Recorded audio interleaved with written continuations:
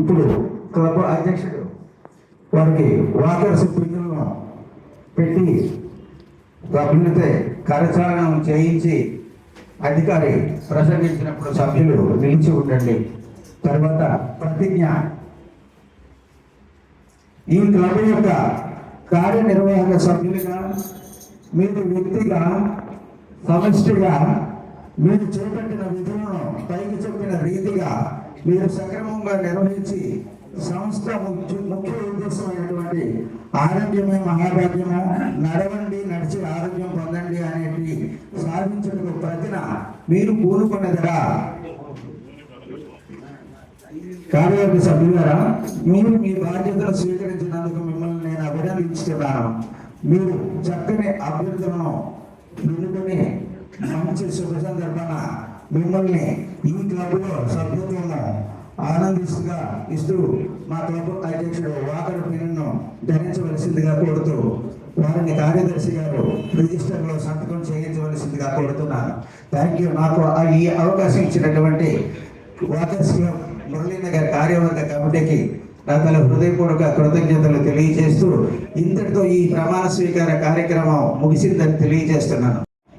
రామాంజనేయులు గారు తెలవండి. మీ ముందు వాకర్ పదం యూజ్ చేస్తాము. వాకర్ అలా ఒక్కొక్క పేరు పెడుతూ సమావేశం మీదకి మీ అందరూ వస్తే మీ ఒక్కొక్కరు పేరు మీద పెడతాం. మా పెద్దామోహన్ బుచ్చయ్య గారు, అలాగే మన ఆదర్శ మంత్రి అయిన మేడం గారు సీతామహాలక్ష్మి మేడం గారు, మన గవర్నర్ గారు, ఈ ముగ్గురు శ్రీమూర్తుల చేతుల మీదుగా మిమ్మల్ని మేము ఆహ్వానం పలుకుతూ సంతకాలు చేసుకొని గ్రూప్ కూడా తీసాక మళ్ళీ సభా వేదిక ముందుకి మిమ్మల్ని ఆహ్వానించి చేస్తాం సార్. ముందుగా వాకర్ డి నాగబాబు గారు వేదికను అలంకరించాలని కోరుచున్నాను. Thank you sir.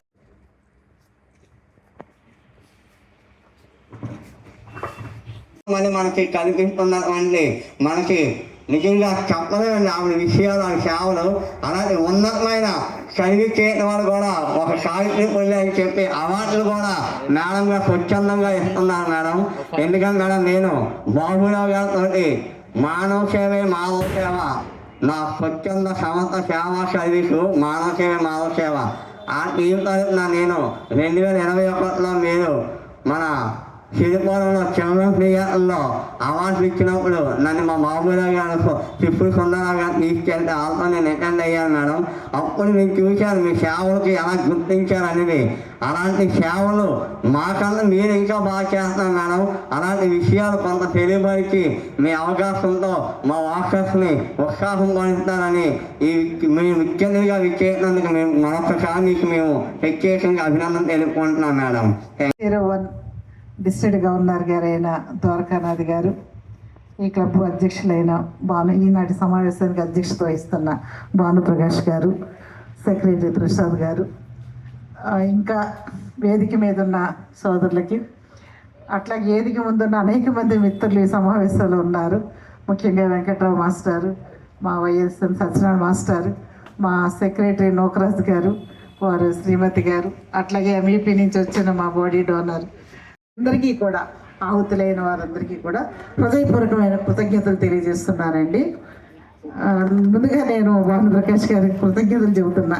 సార్, ఈ సబ్జెక్టు మీద ఎప్పటికీ నేను మీరు చెప్పినట్లుగా అదే సంవత్సరం రావటం, తర్వాత దశలో త్రిపుర సుందరరావు గారు ఇంకా 4-5 మీటింగ్లు కండక్ట్ చేశారు. అట్లాగే లైబ్రరీలో కూడా, గ్రంథాలయంలో కూడా ఇదే సబ్జెక్ట్ మీద నన్ను పిలిచారు. అట్లా వనిత వర్కర్స్ క్లబ్ వాళ్ళు కూడా పిలిచారు, 2 సార్లు పిలిచారు. అసలు దాదాపు నేను మురళీనగర్తో నాకు ఒక అవినాభావ సంబంధం ఏర్పడిందండి. చాలామంది నాకు ఒక వండర్ ఏంటంటే విస్మయంగా ఉంది. బహుశా మన విశాఖపట్నం మొత్తంలో ఏ ప్రాంతంలో కూడా నేను ఈ అవేర్నెస్ అయితే చూడలేదండి. అద్భుతమైన అవేర్నెస్ అండి. అన్ని రంగాల్లో నిష్ణాతులైన వ్యక్తులు ఇక్కడ నేను చూస్తున్నానండి. అనేక ఆర్గనైజేషన్స్ ఉన్నాయండి ఇక్కడ. నాకు తెలిసి ట్రెక్కింగ్ అసోసియేషన్ ఉంది, వెస్ట్రన్ అదలిక్ అసోసియేషన్స్ ఉంది, అమరావతి సాహిత్య సంస్థ వారు ఉన్నారు, అట్లాగే మేము తలమానిక్యం అండి. ఇది అద్భుతమైన సర్వీసెస్ అందిస్తున్నారు. అట్లాగే వనిత వాకర్స్ క్లబ్ వాళ్ళు, ఇంకా అనేక సంస్థల వాళ్ళు, ముఖ్యంగా సాహిత్యాన్ని ఇప్పుడే నేను విన్నాను, వశీకరణం అని మన నాటికి వేశారు. మీరు ఆ ఫోటోలు కూడా నాకు షేర్ చేశారు. అంటే ఇక్కడ కళాకారులు కూడా అసలు అన్ని రంగాల్లో కూడా ఇలా సాహిత్యము, కళారంగాల్లో, సేవా రంగాల్లో, అన్ని రంగాల్లో కూడా ప్రతిభావంతులైన వారు. ఇక్కడ ఉండటం ఎంత ఆనందంగా ఉందంటే నేను మాటల్లో చెప్పలేను. సరే, మీ అందరికీ తెలిసిన మరొక విషయం ఏంటంటే శరీర అవయవదాన ఉద్యమానికి కూడా ఇదే మురళీనగర్ ఒక మూల స్తంభం అని చెప్తానండి. కేంద్రం రెండు ఇక్కడ డాక్టర్ బాబురావు గారు లాస్ట్ ఇయర్ ఆయన పరమపదించారు.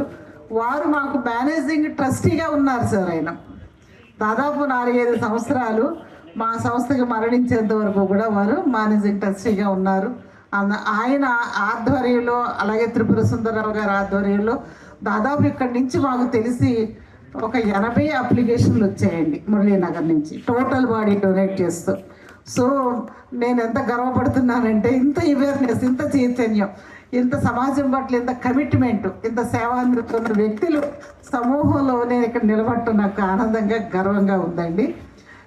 అన్నిటికంటే ముఖ్యంగా ఒక కార్పస్ ఫండ్ అనేది మా సంస్థ ఈ గడ్డ మీదే ఉందా, లేదా ఈ గాలిలోనే ఉందా, ఇక్కడ తాగుతున్న నీటిలోనే ఉందా, నాకు అర్థం కావట్లేదు అనమాట. అందరినీ అలాంటి వ్యక్తుల్ని ఒక చోట చేరిస్తే ఎలా ఉంటుందో ఈ మురళీనగర్లో ఉన్న ఈ సమావేశం కానీ, ఇక్కడ మీరున్న పనిచేస్తున్న వ్యక్తులు కానీ ఒక నిదర్శనంగా, సజీవ సాక్ష్యాలుగా నాకు కనిపిస్తున్నాయి. నేను చాలా గర్వపడుతున్నానండి. శరీర అవయవదాన ఉద్యమానికి మా సావిత్రిబాయి పూలే చేపట్టిన విద్యాదానం అనే కార్యక్రమానికి ఇంత సక్సెస్ఫుల్గా తెలంగాణలో, ఆంధ్రప్రదేశ్లో మొత్తం ఇప్పటికి 600 మంది విద్యార్థులను చదివిస్తున్నామండి మా సంస్థ తరఫున.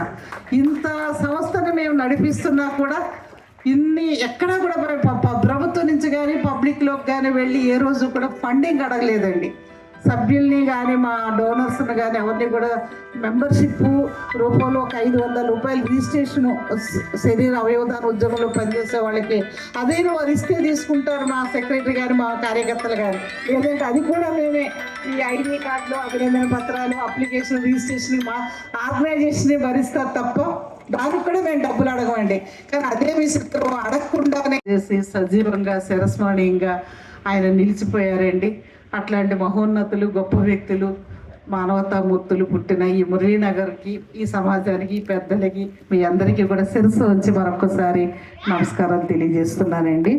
ఒక మంచి ఉద్యమాన్ని ఆదరించారు. మరణానంతరం కూడా జీవితం ఉంది. మొట్టమొదట ఈ పిలుపు మేము ఇచ్చినప్పుడు మరణించిన జీవించండి అనే ఒక పిలుపు, ఒక కాప్షన్ మేము 20 ఏళ్ల క్రితం పదే చెబుతున్నప్పుడు ప్రజలు అంతగా మమ్మల్ని చాలామంది మా మిత్రులు భయపెట్టారు కూడా. ఏ విషయంలోనైనా మీరు సర్వీస్ చేయండి, సంతోషిస్తారు, ప్రజలు ఆదరిస్తారు. మరణం అనేది చాలా దుఃఖపూరితమైనది, అది అత్యంత విషాదకరమైన అంశం కదా. మనిషి ఆత్మీయుడు కోల్పోతున్న ఒక దుఃఖపూరితమైన సన్నివేశంలో మీరు అవయవాలు ఇవ్వండి, మీ దేహాన్ని ఇచ్చేయండి, మీ కళ్ళను దానం చేసేయండి అని మీరు వెళ్ళి అడగటం అంటే అంతగా ప్రజలు రిసీవ్ చేసుకోరేమో. ఆత్మీయులు చాలామంది ఒక విషాదకరమైన అంశంలో మీరు ఒక ఉద్యమాన్ని నిర్మిస్తానంటున్నారు. ఇదేం సాహసం, ఇది సక్సెస్ అవ్వరని కూడా మన సన్నిహితులు అన్నారు. కానీ ఈ క్యాప్షన్ ఈ పెట్టినప్పుడు ఇక్కడే కూర్చున్న వెంకట్రావు గారు జర్నలిస్ట్ అండి. ఆయన అప్పటి నుంచి ఇప్పటి వరకు ఉన్నారు, మాతో ట్రావెల్ చేస్తున్నారు. ఈ ప్రయాణంలో సజెస్ట్ చేసిన వాళ్ళలో ఇదే నా పేరు మీద మీరు కొన్ని పేజీలు ఉంటాయండి, గూడూరు సీతామహర్షి పేరు మీద, అవి చూస్తున్నాం. అలాగే నా ఫోన్ నెంబర్ పేరు మీద వాట్సాప్ ఛానల్ కూడా ఉంటుందండి. ఏవి చూసినా మీకు ఇంటర్వ్యూలు అంటే చాలా వందల సంఖ్యలో కనిపిస్తాయి. ఎందుకంటే అవగాహన పెంచాల్సిన సబ్జెక్ట్ కాబట్టి ఇది నిరంతరం మాట్లాడుతూ ఉండాల్సి వచ్చింది, నిరంతరం తిరగాల్సి వచ్చింది. నిన్న విజయవాడలో, మొన్నటి రోజు గుంటూరులో, మళ్ళీ ఈరోజు మీ దగ్గర, రేపు మళ్ళీ నేను నాతవరంలో ఉంటానండి.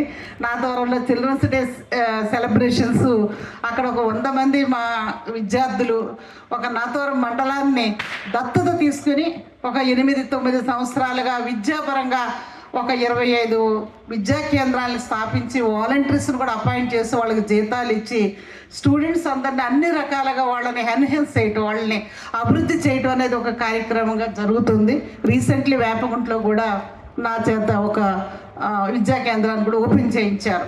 అంటే మేము ఈ 2 పనులు చేస్తున్నామండి. ఎందుకంటే నేను మీ అందరికీ మరీ చెప్పక్కర్లేదు, చనిపోయిన తర్వాత సేవ, మన దేహాన్ని, మన కళ్ళని, మన అవయవాలని దానం చేసే, బతికుండగా కూడా మనం కన్న బిడ్డలు పెంచి పెద్ద చేయటం దేశానికి సేవ కాదు, అది మన బాధ్యతగానే ఫీల్ అవుతాం. కానీ మనం కనని బిడ్డలు ఉన్నారు సొసైటీలో, చుట్టూ నిరుపేదలు ఉన్నారు, నిస్సహాయ స్థితిలో ఉన్నారు బిడ్డలు. వాళ్ళకి మనం కాస్త ఆర్థికంగా చేయూతనివ్వగలిగితే అద్భుతంగా రాణిస్తారండి. అలాంటి బిడ్డలకి మనం దత్తత అంటే విద్యాపరంగానే సుమండి, వారు ఎంతవరకు చదువుకుంటారో అంతవరకు చదువు చెప్పించే బాధ్యత కూడా మా సావిత్రిబాయి పూలే ట్రస్ట్ తీసుకుందండి.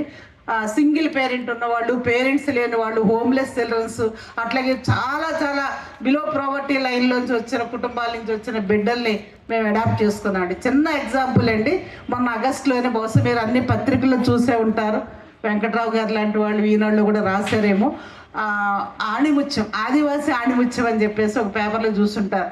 ఆ అబ్బాయి ముంచుగుపుట్ట దగ్గర చిన్న పల్లెటూరులో, చిన్న ముంచుగుపుట్ట అంటే ఏజెన్సీ వెళ్ళే అవకాశం కూడా లేదు, తల్లి కూలి పని చేస్తేనే వాళ్ళ పొట్ట గడుస్తుంది. ఆ అబ్బాయి ఓపెన్ స్కూల్ ద్వారా 10th క్లాస్ పాస్ అయ్యాడండి, రెగ్యులర్గా కూడా స్కూల్కి వెళ్ళకపోయాడు. ఇంటర్మీడియట్ ముంచింగిపుట్ట 5 కిలోమీటర్లు నడిచి వచ్చి జూనియర్ కాలేజీలో తెలుగు మీడియం బేస్డ్గా చదివాడు అబ్బాయి. మరి మన పిల్లలు డాక్టర్లు అయ్యారంటే కోచింగ్లు ఇచ్చి ఇంగ్లీష్ మీడియంలో చదివించి వాళ్ళతో మీరు ర్యాంకుల వైపు పరిగెట్టించి ఎంతోమంది మనందరికీ తెలుసు వాళ్ళు డాక్టర్లు అవ్వాలంటే. కానీ ఆ అబ్బాయి డాక్టర్ అవుతున్నాడంటే కేవలం సెల్ ఫోన్లో నీట్ మెటీరియల్ అంతా డౌన్లోడ్ చేసుకుని తనకు తానుగా కోచింగ్ తనకు తానుగానే ఆ మెటీరియల్ని ప్రాక్టీస్ చేసి చదివి 471 మార్కులు సంపాదించి ఆ ఎన్ఆర్ఐ మెడికల్ కాలేజీ మన సంఘివలస దాంట్లో ప్రభుత్వ సీట్ను సాధించగలిగాడు. కానీ ఆ అబ్బాయి తెల్లారి ఆగస్టు 29 కౌన్సిలింగ్ జాయిన్ అవ్వాలి, తన దగ్గర ₹1 పైసా లేదు, ఫీజులు కట్టాలి, ఫార్మల్ ఫీజులు ఉంటాయి కదండి, దానికి కట్టడానికి ఆయన లేక చిన్న వాట్సాప్లో అందరిని విజ్ఞప్తి చేస్తూ ఆర్థిక సహాయం చేయమని ఒక వీడియో మాట్లాడాడు. అక్కడ మా పాడేరులో ఉండే మా కన్వీనర్, శరీర అవయవదాతల సంఘం కన్వీనర్ ఆ వీడియో నాకు పెడితే నేను రాత్రి 11 గంటలప్పుడు పడుకోకపోతే ఆ వీడియో చూశాను నేను. అరే ఇంత తెలివైన పిల్లవాడు ఇంత కష్టపడి ఇంత మెరిట్ మీద వచ్చి ఒక ప్రభుత్వ సీట్ని సంపాదించుకోగలిగాడే, ఆ కాలేజీకి కట్టాల్సిన ఫీజులు లేక అబ్బాయి చదువు ఏమైపోతుందని వెంటనే నేను మా కన్వీనర్కి ఫోన్ చేసి నువ్వు తెల్లారి అబ్బాయిని తీసుకుని రా అన్నాను. తీసుకొచ్చాడు. వెంటనే అప్పటికప్పుడు మేము 91,000 మా సంస్థ నుంచి తీసుకుని నేనే నా స్వయంగా నా కారులో తీసుకెళ్ళి ఎన్ఆర్ఐ మెడికల్ కాలేజ్ వాళ్ళకి ముందుగా ఇంటిమేట్ చేసి ఆ అబ్బాయి నేను అక్కడ జాయిన్ చేసి రావడం జరిగింది. ఇప్పుడు 13 డాక్టర్లు అయ్యారండి. 13 డాక్టర్లు మా ఆర్గనైజేషన్ తరఫున చదువుతున్నారు. ఇయర్లీ మేము ఎంత ప్రభుత్వ సీట్ వచ్చినా కానీ నెలకు ఒక 7,000 వాళ్ళ మెస్ బిల్లు, హాస్టల్ ఫీజులు అవుతాయి, బుక్స్కి అవుతాయండి, మెటీరియల్కి అవుతాయి. 1,00,000 నెలకోసారి 25,000 చొప్పున వాళ్ళకి ఇస్తున్నామండి. అట్లా 13 డాక్టర్లు ఈవేళ సొసైటీకి అందించడానికి సావిత్రిబాయి పూలే ట్రస్ట్, ఇంకా NITNs, IITNs అందరూ ఉన్నారు. వీటికి ఫండ్స్ ఎలా వస్తుందంటే మీలాంటి దాతృత్వం ఉన్నవాళ్ళేనండి, విశాలత ఉన్నవాళ్ళే. ఒక్కో బిడ్డకి చదివిస్తామని ముందుకు వచ్చే తల్లులు మా ఆర్గనైజేషన్లు ఎక్కువ మంది ఉన్నారండి, మహిళలు ఎక్కువ మంది ఉన్నారు మా సావిత్రిబాయి పూలే ట్రస్ట్లో. దానివల్ల నిరాట కాలేజీలు ఇప్పుడుగా వచ్చేస్తున్నాయి, ప్రభుత్వం పెట్టేస్తుంది, ప్రైవేట్ కాలేజీలు కూడా వచ్చేస్తున్నాయి. కానీ అక్కడ శవాలే లేవు. అక్కడ మెడికల్ కావాల్సింది చదువుకోవడానికి డే 1 నుంచి ఒక బాడీ ఉండాలి. అక్కడ లేనే లేవు. నాకు తెలుసు అది ఎలా జరుగుతుందో. ఎక్కడి నుంచి అక్కడ పట్టుకెళ్తారండి శవాలని. GSL అంటే నేను MCI వాళ్ళు ఇన్స్పెక్షన్కి వస్తున్నారంటే ఆ పక్క ప్రైవేట్ కాలేజీల నుంచి రాత్రి బాడీస్ని తెచ్చుకుంటారు, 1-2 అప్పు తెచ్చుకుంటారు అనమాట, మళ్ళీ ఇచ్చేస్తారు అనుకుంటా. తర్వాత పేషెంట్లు కూడా అప్పు తెచ్చుకుంటారు, డాక్టర్లు కూడా, ఫ్యాకల్టీని కూడా అక్కడి నుంచి ఇక్కడికి అప్పు తెచ్చేసుకుంటారు. ప్రైవేట్ కాలేజీలో మేము మూవ్మెంట్ స్టార్ట్ చేసేటప్పుడు ఉన్న పరిస్థితులు అవన్నీ ఇప్పుడు ఏమైనా కాస్త మెరుగైనవి. ఏదైనా బాడీస్ లేకుండా ఇంపాసిబుల్ అండి. ఒక మెడికో తయారవ్వలేడు అసలు. డే 1 అనాటమీ డిపార్ట్మెంట్లో నేను చాలా జోవియల్గా నవ్వుతూ ఉంటాను డాక్టర్లు వెళ్ళినప్పుడు. డే 1 రోజున ఆడపిల్లలు అనాటమీ తీసుకెళ్తే మెడికోలు, అక్కడ శవాలు చూసి ఆడపిల్లలు శ్రోత పడిపోతుంటారు. అదే లేబర్ రూమ్కి అబ్బాయిలు తీసుకెళ్తే ఆ బ్లడ్ అది చూడక వాళ్ళు పడిపోయి చచ్చిపోతారు అనమాట. అంటే సారీ శ్రోత పెస్తుంటారని జోక్గా ప్రొఫెసర్స్ అంటూ ఉంటారనమాట. అయినా సరే వాళ్ళు ఆపరేషన్లు చేయాలి, శస్త్రచికిత్సలో నిపుణులు కావాలి, నేర్చుకోవాలి. అలా భయపడతారు, కుదరదు. వాడు ప్రతి పార్ట్ క్షుణ్ణంగా అధ్యయనం చేయాల్సిందే. శరీర నిర్మాణ శాస్త్రానికి సంబంధించిన నాలెడ్జ్ లేకుండా ఏ రకంగా కూడా ఆయన డాక్టర్గా బయటకు సర్టిఫికేట్ తీసుకుని రాలేడు. వస్తే మనం నష్టపోతాం. ఒక సక్సెస్ఫుల్ డాక్టర్ని అందివ్వాలి సొసైటీకి. ఉన్న వాళ్ళు నాకు తెలుసు, కనీసం ఈ రకంగా బాడీని డొనేట్ చేసి మేము చరితార్థులు అయ్యామనే సంతృప్తిని వ్యక్తపరిచిన వాళ్ళు మన విశాఖపట్నంలో ఉన్నారండి. ఎందుకే ఆ రోజున మేము 35 మందితో అడిగి వేసామండి ఈ తొలి అడుగు. అందులో మొట్టమొదట నా బాడీని రిజిస్టర్ చేశాను. నన్ను చూసి మా నాన్నగారు ముందుకు వచ్చారు, నువ్వు చాలా మంచి పని చేస్తావు, ఇంతకన్నా పుణ్యకార్యం ఏముందన్నారు ఆయన. అట్లాగే నాన్నగారు స్నేహితులు ఎంతోమంది అనమాట. ఆయన కూడా ఒక బడి పంతులేనండి, టీచరే. ఆయన సురాబాబాయ్ గారు కానీ లక్ష్మీకాంతమ్మ గారు టీచర్స్ అండి వీళ్ళంతా కూడా. అట్లాగే అవసరాలు రామకృష్ణారావు గారు, ఇచ్చాపురం రామచంద్రం గారు, చలసాని ప్రసాద్ గారు, అదే టైంలో ఇక్కడ ఉన్న డాక్టర్ బాబురావు గారు, ఆయన వైఫ్ సుమిత్ర గారు, ఇట్లా మన విశాఖపట్నంలో లబ్ధ అని చెప్పి రాశారు ఆయన. ఆస్తి పంజరం అనే పుస్తకానికి ముందు మాట అనమాట.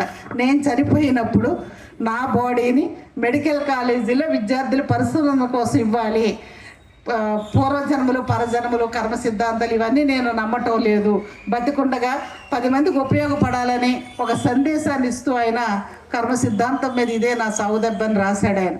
అంత గొప్ప మహానుభావుడు. ముందు చూపుతోటి మృతదేహదాన సమితి అని మా సంస్థ కంటే ముందే పెట్టేశారండి ఆయన. 2000లోనే పెట్టారు ఆయన. కాకపోతే వచ్చిందండి, ఒక మనిషి అవయవాలు దానం చేస్తే 18 మందికి ప్రాణం ఎలా పోయగలడాలి. అప్పటికి ఇంకా అవయవ దానాన్ని స్టార్ట్ చేయలేదు మేము 2010లో. టోటల్ బాడీ శరీరమే దానం చేస్తున్నాం. అవయవ దానం చేయాలంటే ఇంకా అప్పటికి అమ్మో బతుకుండగానే అవయవాలు తీసేసుకుంటారా, చాలా అపోహలు కదండి మనకి, ప్రజలకి భయపడతారు కదా. అవయవ దానాలు అవయవాలు ఇవ్వండి అంటే, చనిపోయిన తర్వాత మీ పార్థివ దేహాన్ని ఇవ్వండి అంటే అప్పుడు దాకా ఇస్తూ వచ్చారు మన విశాఖ ప్రజలైనా. చనిపోయిన తర్వాతే కదా ఇచ్చేస్తున్నారు. కార్నియాని 6 గంటల లోపల మన ఎల్వి ప్రసాద్ ఇన్స్టిట్యూట్కి ఇచ్చేస్తున్నాం. కార్నియా ఒకటే దానం చేస్తున్నాం, మిగతా బాడీని అనాటమీ డిపార్ట్మెంట్కి ఇచ్చేస్తున్నాం మనం. కానీ ఇప్పుడు అవయవాలు దానం చేయాలి, మేము చేస్తామంటూ ముందుకు వస్తున్నారు. ఇస్తే ఎక్కడ తీసుకోవాలి మనం, అవయవాలు ఎక్కడ పెట్టాలి మనం? బతికుండగా అవయవాలు కూడా ఎవరు దానం చేయలేరు, కానీ అప్పుడు 3 రకాల అవయవాలు దానం చేయొచ్చు అనేది మేము చెబుతూనే ఉన్నాం. కానీ అంత త్వరగా ఎవరు యాక్సెప్ట్ చేయరు. బతికుండా నువ్వు 2 కిడ్నీలో కిడ్నీ ఇచ్చేయమని అడగొచ్చు, లివర్లో 1/4 లివర్ ఇమ్మని అడగొచ్చు. అట్లాగే మజ్జ మూలిగా బోన్ మ్యారో మార్పు జరుగుతుంది. అట్లాగే పాంక్రియాసిస్లో ఆఫ్ ఇవ్వచ్చండి మనం. కానీ బతికుండగా ఈ అవయవాలు ఇవ్వడానికి ఇంకా అప్పటికంత చైతన్యం రాలేదు, భయపడుతున్నారు. కనీసం బ్రెయిన్ డెడ్ అయిపోతే, ఆకస్మికంగా మరణం సంభవిస్తే అప్పుడు అవయవాలు దానం చేయాలి. ఎందుకంటే భారతదేశంలో ప్రతి ఏటా 1,00,000 యాక్సిడెంట్లు అయిపోతూ ఉంటే అందులో 1% కూడా అవయవాలు దానం చేయడానికి ముందుకు రావట్లేదు. మట్టిపాలు అయిపోతున్నాయండి విలువైన అవయవాలన్నీ కూడా. అట్లాంటి పరిస్థితిలో అవయవ దానం చేయించాలి, ప్రజలు ఒప్పించాలి. అప్పుడు కూడా చనిపోతూ ఆయన ఈ ఇచ్చిన ఇంటర్వ్యూ, ఆయన బాడీని నేను హ్యాండ్ ఓవర్ చేయడానికి వెళ్ళిన సందర్భంలోనే ఆంధ్రజ్యోతి నవ్య పేజీలో నా ఇంటర్వ్యూ వచ్చింది. నా ఫోన్ నెంబర్ ఇచ్చేసారండి, అందులో 800888400506. ఆ నెంబర్కి 6 నెలల పాటు కంటిన్యూస్గా ఫోన్లేనండి. నా ఫోన్కి విరామం లేదు. స్కూల్లో టీచర్ని నేను కాబట్టి నేను నా స్టూడెంట్కి ఒక అమ్మాయికి ఆ ఫోన్ ఇచ్చి, రాజశేఖర రెడ్డి గారు చనిపోయారు, మళ్ళీ ఆయన తర్వాత వచ్చిన ముఖ్యమంత్రి దగ్గరికి వెళ్ళి మళ్ళీ కూర్చుని మళ్ళీ ఆయనకి మొదటి నుంచి మళ్ళీ కన్విన్స్ చేయటం. తర్వాత ఆయన మధ్యలోనే ఆయన దిగిపోయి ఇంకో ముఖ్యమంత్రి గారు వచ్చారు, మళ్ళీ ఆయన్ని కూడా మనం మొదటి నుంచి మళ్ళీ ఆయనకి అంతా చెప్పాల్సి వచ్చింది, అధికారుల చుట్టూ తిరగాల్సి వచ్చింది. ఎట్లాగైనా ఒక యాక్ట్ కావాలి. యాక్ట్ లేకుండా ప్రభుత్వం ఒక చట్టం తీసుకురాకుండా అవయవ దానాన్ని మనం ముందుకు తీసుకెళ్ళలేం. అది చాలా కష్టమైందండి. ప్రజలు కన్విన్స్ చేయటమే మాకు తేలికైంది. ప్రజలే ముందుకు వచ్చేస్తున్నారు, మేమిస్తామని. ఇచ్చిన వాళ్ళ అవయవాలు తీసుకోవడానికి ఒక యంత్రాంగం ఉండాలి ఇక్కడ. అది తీసుకురావడం కోసం, యాక్ట్ చేయించడం కోసం 3.5 ఏళ్ళు పట్టింది. 2013లో మీరు చూస్తున్న ఈ జీవన్ దాన్ అనే యాక్ట్ రావడం జరిగింది. ఆ జీవన్ దాన్ యాక్ట్ www.jeevandan.gov.in అనే ఆ వెబ్సైట్లోకి మీరు లాగిన్ అయ్యి సింపుల్గా మీరు ఆర్గాన్ డోనర్గా ఎన్రోల్ అయిపోవచ్చు. నేషనల్ వైడ్ ఒక వెబ్సైట్ని కూడా మనం తీసుకురావడం జరిగింది. NOTTO నోటో అంటే national organ tissue transplantation organization అండి. నోటో అంటే .abdm.gov.in నేషనల్ రిజిస్ట్రీ అండి. అది దేశంలో ఉన్న అన్ని రాష్ట్రాల నుంచి ఎవరైనా అందులో ఎన్రోల్ అవ్వచ్చు. 2 మినిట్స్లో మీకు మీ ఫోటోతోటే మీకు సర్టిఫికేట్ వచ్చేస్తుంది, ప్లెడ్జ్ సర్టిఫికేట్. అంత సులభతరం అయింది. ఇలా ఒక్కొక్క అమెండ్మెంట్ ప్రభుత్వంతో తీసుకురావడానికి అదొక పోరాటం అయింది. ప్రజలను ఎడ్యుకేట్ చేయడం కోసం అవయవాలు శరీరము కనీసం నేత్రాలు దానం చేయించడం కోసం, ప్రజలకు కన్విన్స్ చేయడం కోసం వందల వేల సదస్సులు సభలు దేశవ్యాప్తంగా పెట్టుకుంటూ ఇప్పటికి 5 మహాసభలు నిర్వహిస్తూ 5 సావనీర్లు రిలీజ్ చేస్తూ ప్రతి 3 నెలలు నా బిడ్డ అవయవాలు దానం చేస్తే నా బిడ్డ 10 మందిలో బతికే ఉంటాడు చిరంజీవిగా. నా బిడ్డ చనిపోడు. ఆ చనిపోకుండా నా బిడ్డను కాపాడే అవకాశం మీ చేతుల్లో ఉంది. నా బిడ్డ అవయవాలు దానం చేయండి అని చెప్పేసి ఆవిడ ఫోన్ చేశారండి. నేను అప్పుడు అచ్యుతాపురం మండలంలో పనిచేస్తున్నాను స్కూల్ టీచర్గా. అక్కడి నుంచి నేను వెంటనే సెలవు పెట్టుకుని కేర్ హాస్పిటల్కి వచ్చానండి. కేర్ హాస్పిటల్లో అబ్బాయి 12 ఏళ్ళ అబ్బాయి సాయి మనోహర్ కృష్ణ, ఎంత ముద్దులకే రూపం అంటే మరి మాటల్లో చెప్పలేను. వాడు పడిపోయాడు మేడ నుంచి. ఒక పక్క మాత్రమే దెబ్బ తగిలింది. బ్రెయిన్కి రక్త సరఫరా ఆగిపోయింది. బ్రెయిన్కి రక్త సరఫరా ఆగిపోతే ఏమవుతుందో మీకు తెలుసు కదా, నిర్జీవం అయిపోయింది. బ్రెయిన్ డెడ్ అయిపోయింది. క్లినికల్లీ డెడ్ అయిపోయాడు ఆ పిల్లాడు. కానీ వెంటిలేటర్ మీద ఉన్నాడు కాబట్టి శ్వాసిస్తున్నాడు, గుండె పనిచేస్తుంది, ఊపిరితిత్తులు, కిడ్నీలు, లోపల ఉన్న అవయవాలన్నీ ఆరోగ్యకరంగా ఫంక్షనింగ్లో ఉన్నాయి. కానీ ఆదేశాలు ఇవ్వాల్సిన మెదడు నిస్తేజం అయిపోయింది, ప్రాణం లేదు. ఆ బిడ్డని ఇంకా తీసుకెళ్ళిపోమన్నారు. వెంటిలేటర్ తప్పిస్తే ఇంకా బిడ్డ ఆక్సిజన్ అందు నిర్జీవుడు అయిపోతాడు. కానీ ఆ తల్లి మనసు ఒప్పుకోలేదు. తన బిడ్డ అలా చనిపోవటానికి వీల్లేదు అనుకుంది. ఆవిడికి 2010లో నా ఇంటర్వ్యూ దాచుకున్నారు. ఒక దేహం 18 జీవం అని మన అవసరాల రామకృష్ణారావు గారు బాడీని డొనేట్ చేస్తున్న సందర్భంలో ఆంధ్రజ్యోతి వాళ్ళు ఇచ్చిన ఇంటర్వ్యూ, అందులో నా ఫోన్ నెంబరు ఆవిడ దాచుకుని ఉండబట్టి 2011లో ఇన్సిడెంట్ జరిగినప్పుడు ఆవిడ నాకు ఫోన్ చేయగలిగారు. మీరే కదా చెప్పారు నా బిడ్డ అవయవాలనే 18 దానం చేస్తే నా బిడ్డ 18 బతికే ఉంటాడు కదమ్మా, అలా నా బిడ్డ చిరంజీవి అవుతాడు కదా, మీరు ఎందుకు నా బిడ్డనే బతికించరు అని అడుగుతున్నప్పుడు నాకు ఏం చేయాలో అసలు పాలుపోలేదు. గారు వాకర్ క్లబ్, అలాగే డాక్టర్ గంగాధర్ రెడ్డి గారు, ఇంకా చాలామంది మీ వాకర్స్ క్లబ్ వాళ్ళు అక్కడి నుంచి నాకు చెప్పారు రేపు ఇక్కడికి వస్తున్నారట. మీరు ఏదో మీ ఆధ్వర్యంలో ఇంటర్నేషనల్, ప్రభావతి గారు మీరు అందరూ కలిపి ఇంటర్నేషనల్ సమ్మిట్ ఏదో ఉడా చిల్డ్రన్స్ థియేటర్లో డిసెంబర్ 27 తారీఖులో జరుగుతుందని వస్తున్నామన్నారు. వాళ్ళందరూ కూడా మా బాడీ డోనర్స్ అయ్యారు సార్. ఈవేళ మిత్రులారా, సంతోషంగా మీకు చెప్పే అంశం ఏంటంటే 35 మందితో మేము ప్రారంభించిన మా జర్నీ ఈవేళ 60,000 మంది సభ్యులకు వెళ్ళిపోయిందండి. అంటే 60,000 మంది మానవతావాదులు.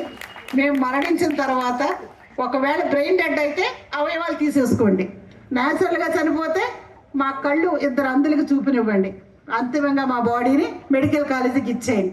ఎట్టి బస్సులో కూడా మా బాడీని మట్టి చేయొద్దు, పిడికెడ బూడిదగా మిగల్చొద్దు. మా మరణాన్ని కూడా సమాజ హితం కోసం ఉపయోగించండి, సమాజానికి మేలు చేసే విధంగా ఉపయోగించండి అని విల్లు రాసిచ్చిన వ్యక్తుల యొక్క సంఖ్య 60,000 మంది దాటిందంటే 20 ఏళ్లలో చాలా సంతోషంగా ఉందండి. మిత్రులారా, మంచి ఎప్పుడు జయిస్తుంది. మంచికి ప్రచారం కావాలి.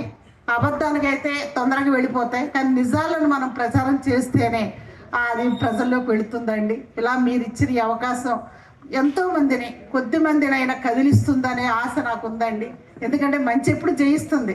మన మనుషుల్లో దయ, ప్రేమ, కరుణ ఇవన్నీ ఇంకా ఉన్నాయండి. ఆ తడి ఉంది గుండెల్లో, అది ఇంకా ఆరిపోలేదు, డ్రై అవ్వలేదు కాబట్టి ఈవేళ తాను చనిపోతూ ఇంకొక 10 మందిని బతికించి వెళ్ళిపోతున్న వ్యక్తులు మనం వేళ చుట్టూ చూస్తున్నాం. మనం కూడా మీకున్న కష్టాన్ని, మీ శ్రమని, మీ ఆదాయాన్ని కొంచెం జోడిస్తే ఒక బిడ్డకు ఉజ్వల భవిష్యత్తు కూడా ఇవ్వగలుగుతామండి.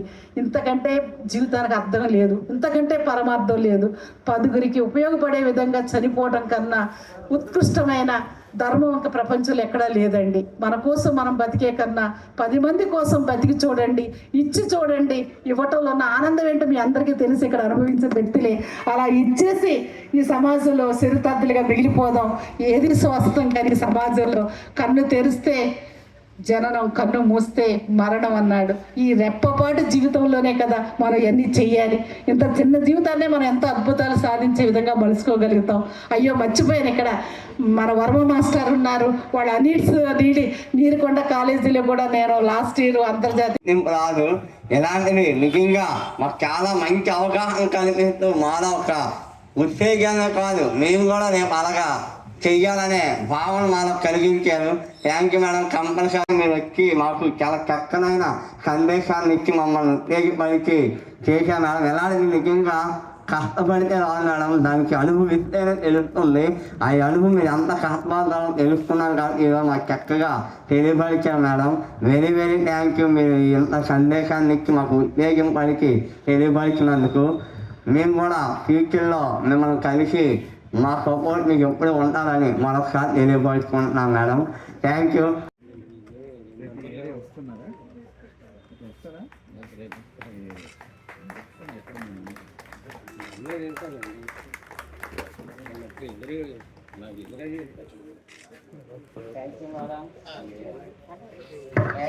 అలాగే అతిథిగా విచ్చేసిన సిస్టర్